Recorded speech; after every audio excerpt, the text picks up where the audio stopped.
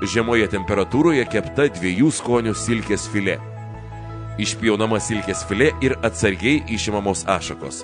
Paruošti reikia 2 filė gabaliukus. Vienas patepamas plaktų kiaušinio tryniu, ant viršaus barstomas smulkintais pistacijų riešutais. Kitas silkės filė gabaliukas marinuojamas su trumo aliejumi ir ant viršaus uždedami 2 griežinėliai trumų.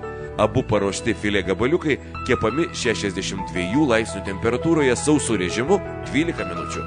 Svogūnai nulupami ir supjaustomi smulkiais kubeliais, užpilami raudonu vynu ir troškinami 10 minučių. Po to sudedami likę produktai ir dar troškinama 15 minučių. Paruoštus svogūnus sutrinami ir perkošiame per sietelį. Visi razinų piurė produktai sudedami į prikaistuvį ir troškinami 25 minutės žemoje temperatūroje, kaskart pamaišant. Troškintą masę sutriname ir perkošiame per sietelį. Paruošta piurė dar plakama 5 minutės.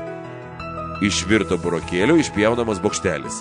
Ant sviesto lengvai apkepami smulkiai pjaustyti svogūnai su česnakais, dedami valyti kalafiorai, pilamas baltas vynas.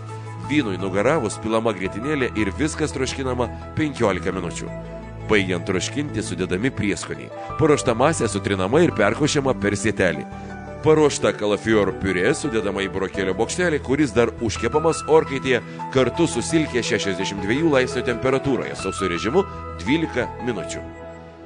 Bulvės supjaustomos kubelių formomis ir kvadratinė formelė išpjaunamas vidus.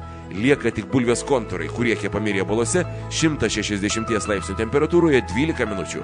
Iškeptas bulves pabarstome jūros druska.